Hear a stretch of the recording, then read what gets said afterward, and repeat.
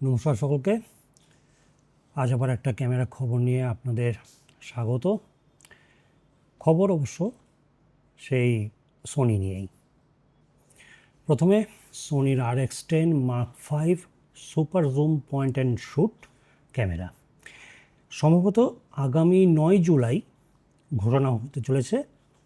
এই মডেলে থাকছে, যেটা আর কি খবর রয়েছে, সেটা হচ্ছে কি নতুন টাইপের কোনো প্রসেসিং ইঞ্জিন রয়েছে, মানে নতুন টাইপের প্রসেসর। অটোফোকাস থাকছে অ্যাডভান্সড অটোফোকাস। তার কারণ হচ্ছে এর আগের যে Mark IV ছিল সেটা কিন্তু কবে বেরিয়েছিল, সেটা হচ্ছে 2017 সালে। সেই সময় কিন্তু যা অটোফোকাস সিস্টেমটা ছিল সেটা কিন্তু সোনির অনেক আগের জেনারেশনের। এইবারে এটার মধ্যে মোস্ট প্রবাবলি AI অটোফোকাস আসতে চলেছে। 9 জুলাই আমরা দেখতে পাবো কী পাচ্ছি। আর তাছাড়া রয়েছে এটার মধ্যে সোনির যে লং লাস্টিং FZ100 ব্যাটারি, সেটা রয়েছে। তবে সেন্সর নিয়ে কিন্তু এখন সেরকম টাইপের খবর পাইনি যে নতুন টাইপের কোনো সেন্সর থাকবে নাকি আগের কোনো স্মল আর কি সেন্সর সেগমেন্ট যেটা রয়েছে সেটা থেকে কিছু থাকবে। 2017 সেন্সর থাকবে না সেটা অবশ্য পরিষ্কার। তবে আমার এরকম টাইপের super zoom point and shoot ক্যামেরায় বিশেষ কিছু আমার ইন্টারেস্ট নেই। তার কারণ হচ্ছে সেন্সরগুলো খুবই ছোট হয় আর লো লাইটে এদের পারফরমেন্স কিন্তু খুবই ডিগ্রেড করে। একটু লাইট কম হবে, আপনার কিন্তু ছবি খুবই মাসি টাইপের বেরোবে। এবার আসা যাক মূল পর্বে। সেটা হচ্ছে কি অবশ্যই সোনির নতুন সিনেমা লাইন ক্যামেরা। আমরা আগে যেটা প্রেডিক্ট করেছিলাম যে হয়তো FX3 Mark II আসবে, সেটা আমি বলেছি যে FX3 Mark II আসছে না, আগের ভিডিওতেই বলেছি। এটা হচ্ছে গিয়ে সোনির নতুন ক্যামেরা একদম, সেটা হচ্ছে গিয়ে FX5। এই মাসের মধ্যে কিন্তু ঘোষণা হবে। যা যা মোটামুটি শোনা যাচ্ছে সেটা একটু করে পয়েন্ট আউট করে বলে দিই। প্রথমেই যেটা খবর সেটা হচ্ছে গিয়ে এটার মধ্যে থাকছে মোস্ট প্রবাবলি 16 মেগাপিক্সেলের ক্যামেরা। ম্যাক্সিমাম রেজলিউশন ভিডিওতে পাওয়া যাবে 5K অবধি। হাই স্পিড তো অবশ্যই হবে সেন্সার রিড আউট, তবে এটা পার্শিয়ালি স্ট্যাকড হবে নাকি ফুল স্ট্যাকড হবে বা গ্লোবাল শাটার হবে কি না সে নিয়ে কিন্তু কোনো রকম খবর নেই। ক্যামেরাটা বেরোলে তবেই আপনারা সঠিক খবর পাবেন। সোনি আলফা রিমার্সের থ্রু দিয়ে আমরা যে ছবিটা দেখতে পাচ্ছি সেটার মধ্যে রয়েছে যে ওপেন গেট অবশ্যই থাকছে। তার কারণ হচ্ছে এটার মধ্যে আমরা দেখতে পাচ্ছি ফুল ফ্রেম 5K আপ টু 3:2, 7:9, 16:9, এই তিনটে ফরম্যাটেই কিন্তু আমরা পাচ্ছি ছবিতে। এছাড়াও দেখা যাচ্ছে যে ইন্টারনাল রেকর্ডিংয়ের ক্ষেত্রে হয়তো থাকতেও পারে, নাও থাকতে পারে। তবে এখানে যে অপশনটা রয়েছে সেটা হচ্ছে গিয়ে আউট।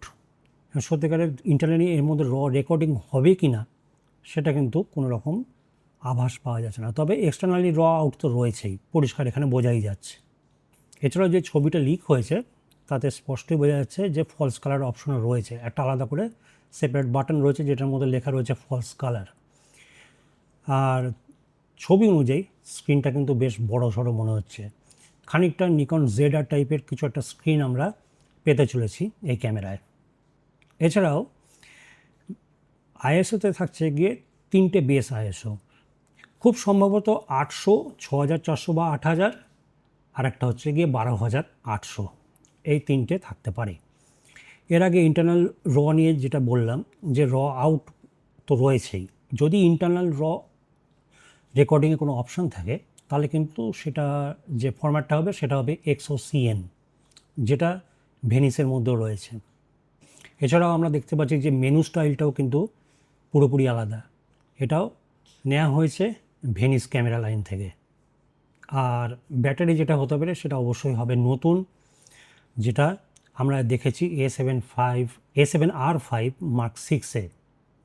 এবার একটু দামের বিষয়ে আসা যাক। দামের বিষয়ে সত্যিকারে বলতে গেলে FX3-র নিচে কিন্তু দাম কিছুতেই হবে না। FX3 এখন দাম রয়েছে 4 লাখ টাকা।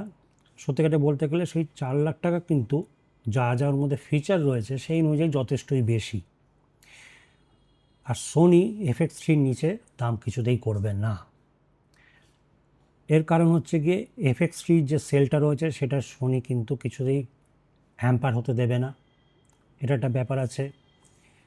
আর বা FX3কে ডিসকন্টিনিউ করা এটাও সোনির পক্ষে সম্ভব নয়। এটার দাম কমানো বা এটাকে ডিসকন্টিনিউ করা এটা এখন পর্যন্ত এখনও আর কি সোনির হাতে খুবই একটা অসম্ভব ব্যাপার। সুতরাং এটা বলতেই পারেন যে FX5-এর দাম কিন্তু বেশ ভালো রকমই চড়া হবে।